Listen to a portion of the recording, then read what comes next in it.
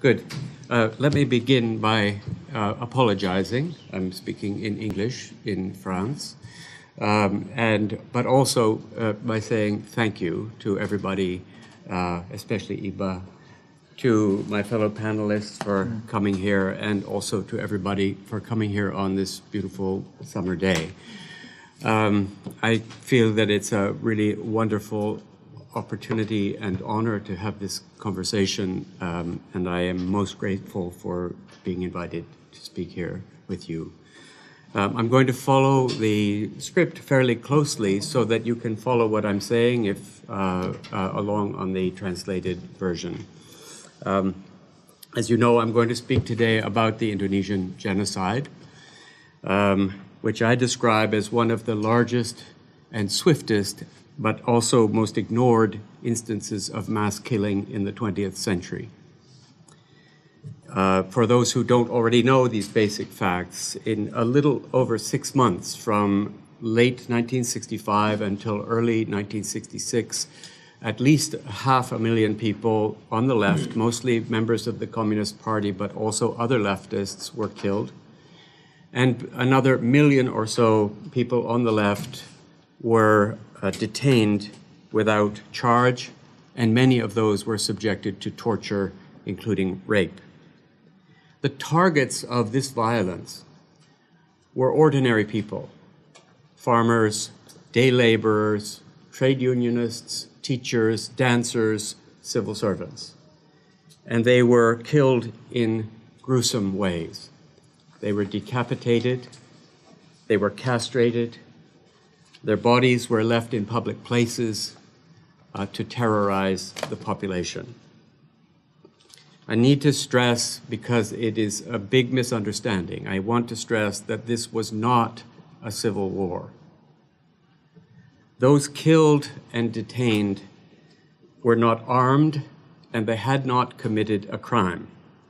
All of them belonged to what were at that time lawful and popular political and social organizations. The violence that came in these months stemmed from official allegations that were never proven that the Communist Party, the PKI, had killed 6 top generals in a failed coup attempt on October 1st, 1965.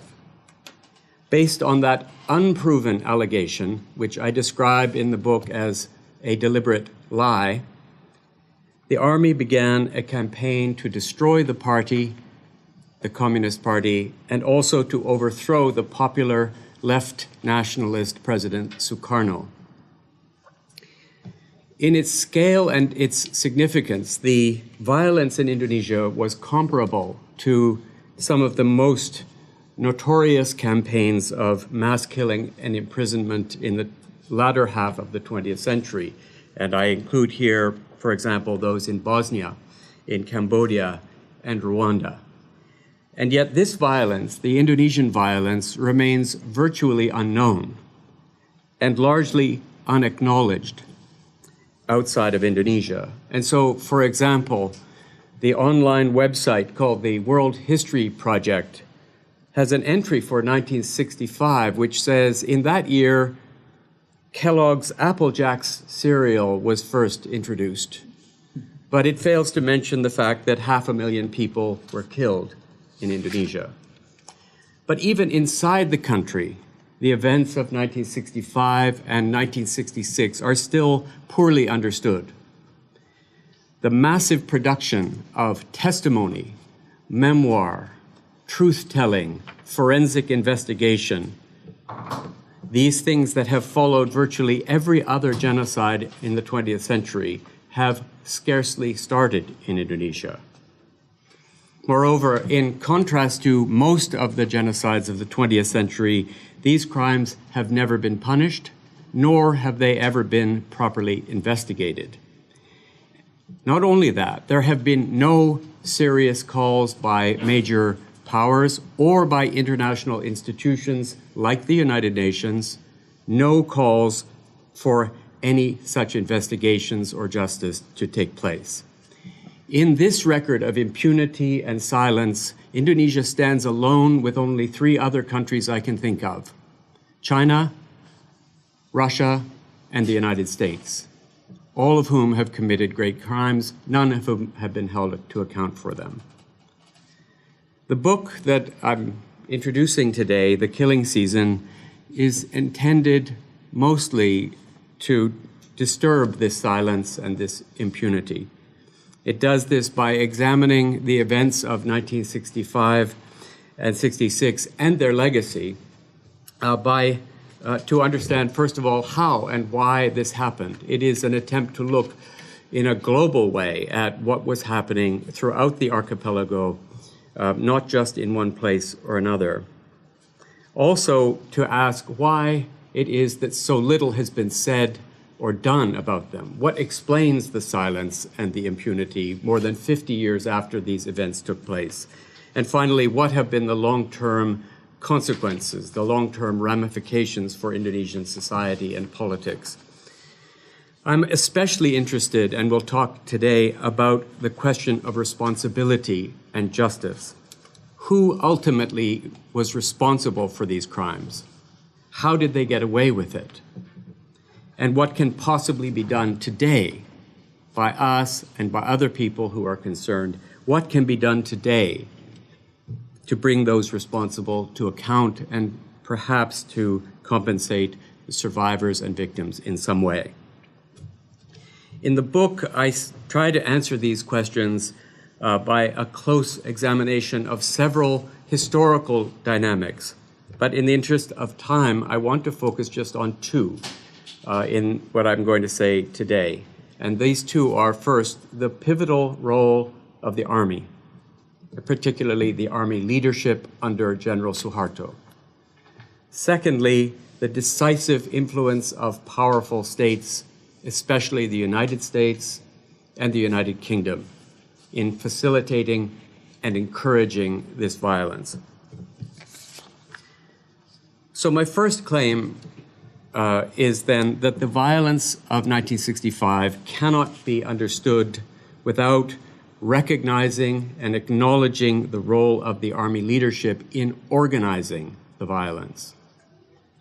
I don't mean that the army single-handedly carried out all the killings or that it acted alone. That isn't the case. It had a lot of support from social and political organizations, and it even faced pressure from some of those organizations to take so-called firm action against the left. What I'm arguing instead is that the resort to mass killing and mass detention was not spontaneous. It was not the inevitable result of popular anger against the PKI. It was not a spontaneous expression of deep-seated religious or cultural conflicts. All of those are the claims of the Indonesian government and of some scholars. I insist that it was not those things, but was instead a killing and detention campaign encouraged and organized by the army leadership itself. In the book, I present what I think is pretty convincing evidence of that argument, but I want to highlight 5 aspects of that argument here.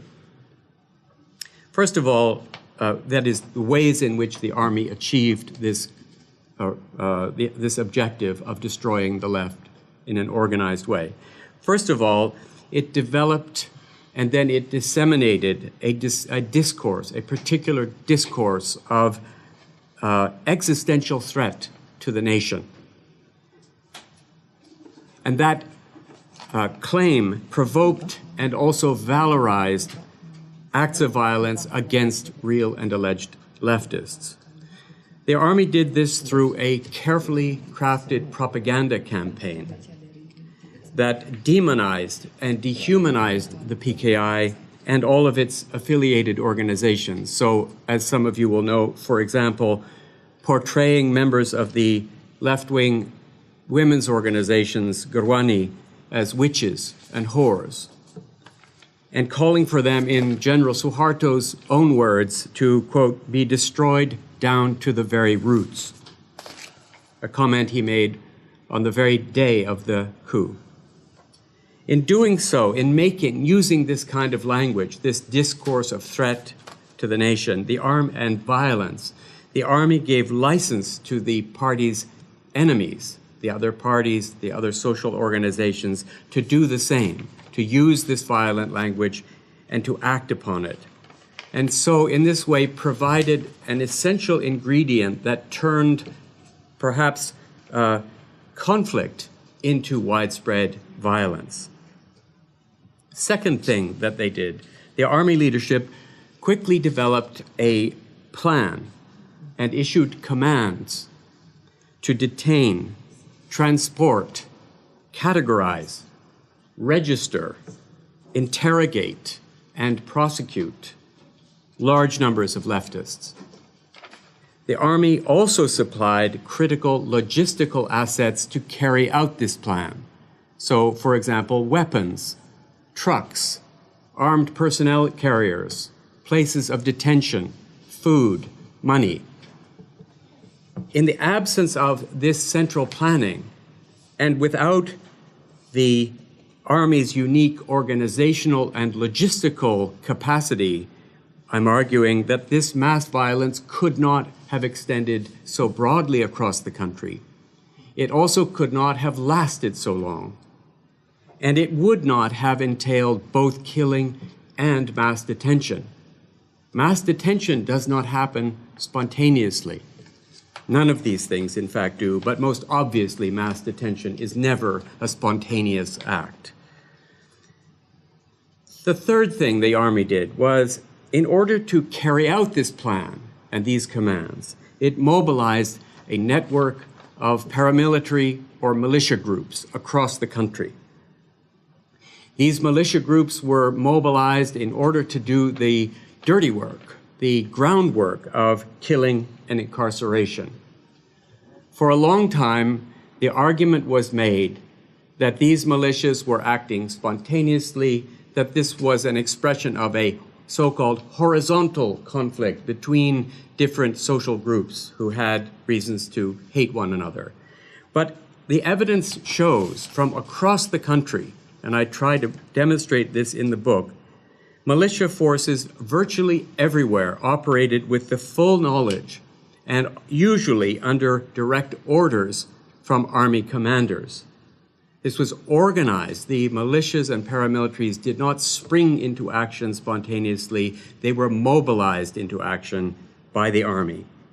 And so what I'm arguing is that it was through these militia groups that long-standing, existing social and cultural and economic conflicts were transformed not just into a little bit more conflict, but into widespread mass killing.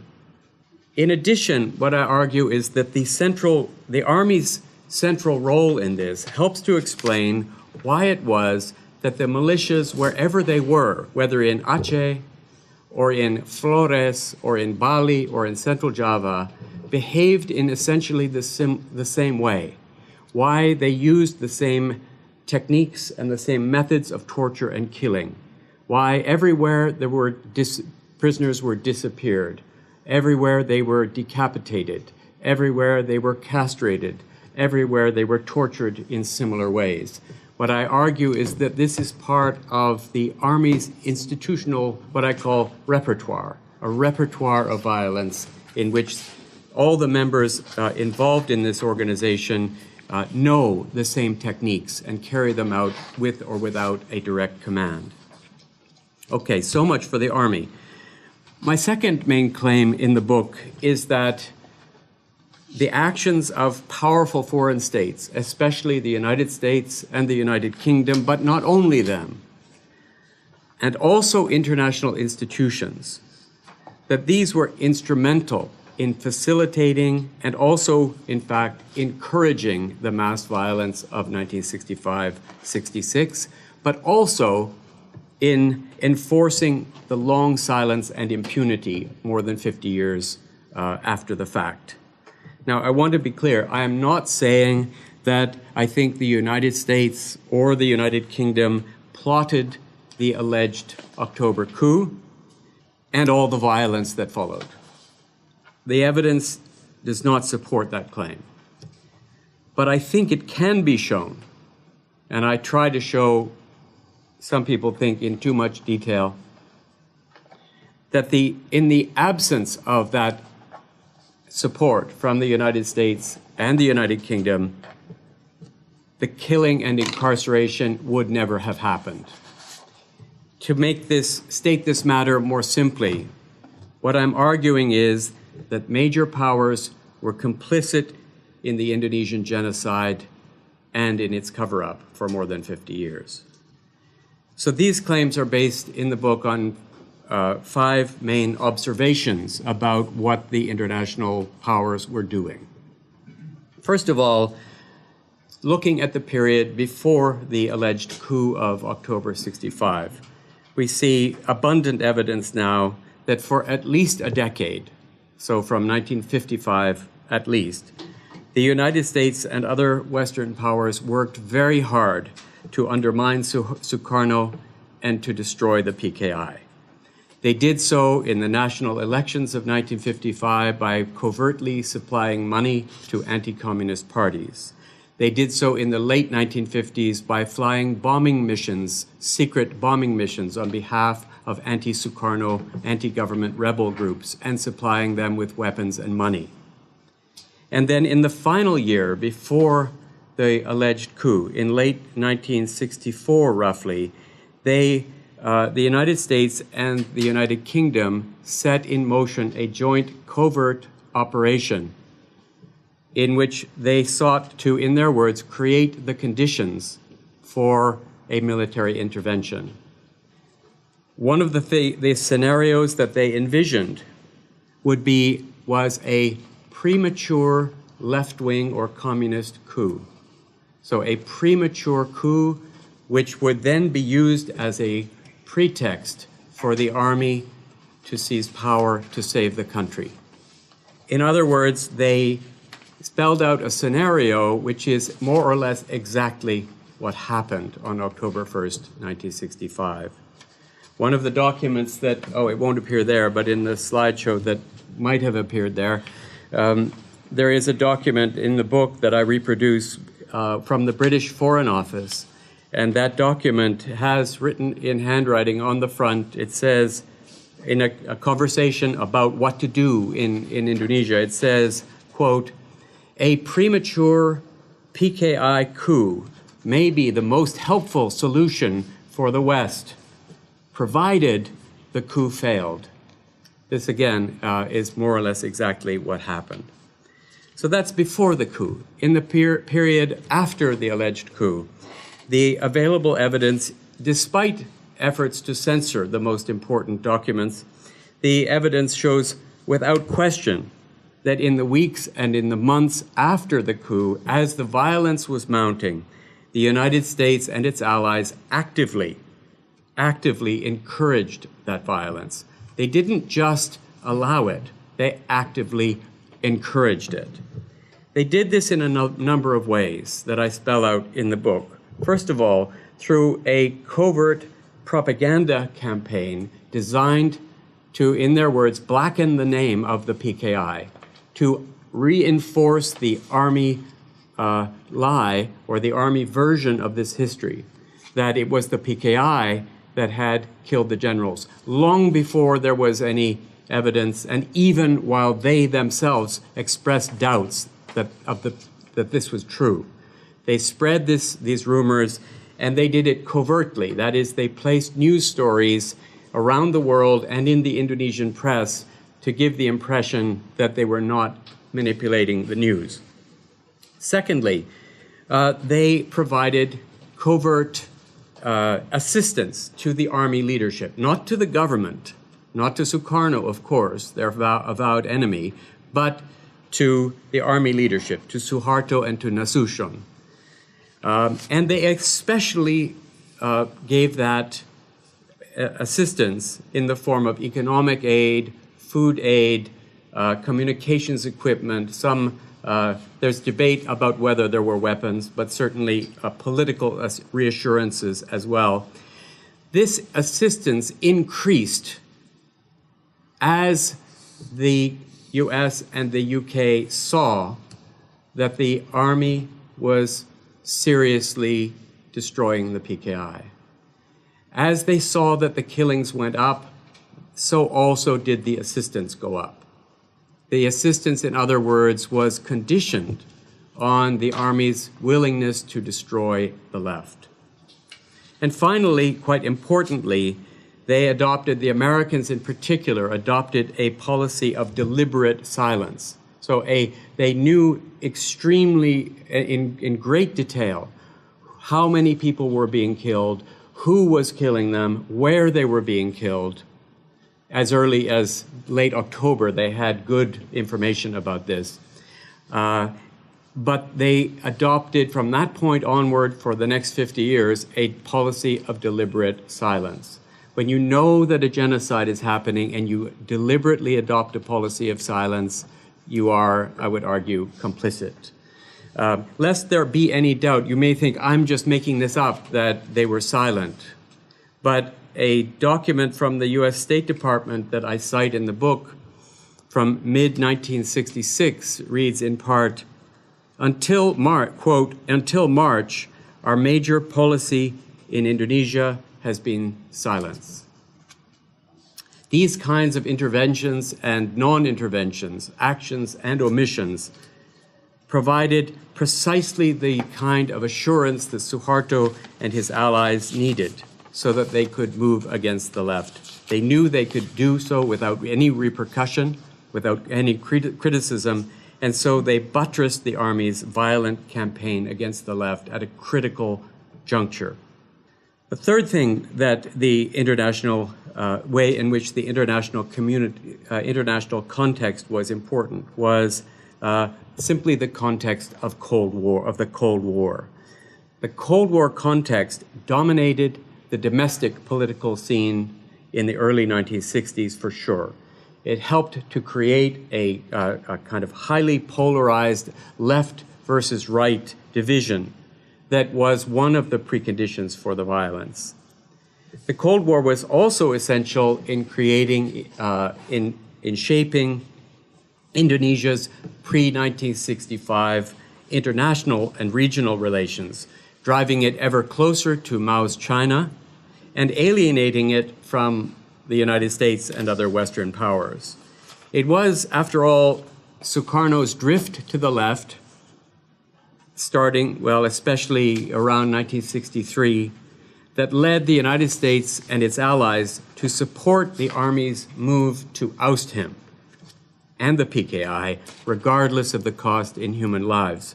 And here, this I think is important. It was almost certainly because the victims of that violence were communists in the context of the Cold War that there was then, and still is today, so little sympathy for them in the West. Fourthly, I argue that the violence was facilitated by the prevailing weakness at that time of certain international human rights norms, institutions, and networks. Perhaps most important, it's hard to remember today, but important was the near absence in 1965-66 of the transnational human rights network and civil society networks that's really from the late 1970s began to play such an important part in efforts to stop or to prevent mass violence. In the absence of those networks, the United Nations, and for other Cold War reasons, the United Nations took no action at all, took no notice of the violence that I have found. Correct me if anyone here knows otherwise. The UN was silent. Most states expressed either satisfaction or said nothing at all. China was a partial exception. And the mass media largely parroted, imitated official views. So, for example, in mid-1966, when the extent of the killing and the detention was already quite well known in the West, the New York Times referred to the events that had just passed in Indonesia as, quote, a gleam of light in Asia. Finally, For over 50 years, powerful international actors have facilitated, I would argue, the Indonesian Army's work of rewriting the history of the violence. The United States government in particular has gone to extraordinary lengths to hide the documentary record that might reveal its own and the Army's complicity in the Indonesian genocide. Likewise, the United States and its allies have not supported, as I said at the beginning, have not supported any process aimed at elucidating the truth or seeking justice for the victims of 1965. Those conditions, these continuing conditions, have meant that unlike the survivors of some genocides, most notably the Holocaust, the survivors of 1965 have been unable to date to generate any serious world attention to those events in the half-century since they happened. So all of this, by way of conclusion, this begs the question of what, if anything, scholars and citizens around the world should do. One answer that I hear a lot from my historian colleagues, my academic colleagues, is that we should do nothing. And the grounds for saying that are familiar, that it is better not to open old wounds, that it's better to look ahead and not behind, that we, as outsiders, have no business telling others how to deal with their history, and that scholars especially should not be involved with the subjects they seek to study. It's the fantasy of objectivity. At the risk of breaching all of these norms, I want to suggest instead that there are things that we can and should do, whether as scholars or just regular citizens. First of all, I think that we should insist that our governments, and I mean all governments, the Indonesian government, the French government, the Canadian government, the British government, and so on, that we should insist that these governments help to clarify the historical record by opening all of their archives from this period without restriction. More than 50 years after these events have taken place, there can be no legitimate explanation or excuse for continuing to censor and to deny access to those documents. Secondly, I think we should demand that our governments encourage all credible judicial proceedings against those deemed responsible for the crimes committed. And finally, I believe we should and can do, well, we should do whatever we can through our scholarship, if we're scholars, our teaching, our creative work, if we're creative, through our speech and through our action, to disrupt this terrible silence that has allowed these crimes to go unnoticed and unpunished for more than half a century. Thank you very much.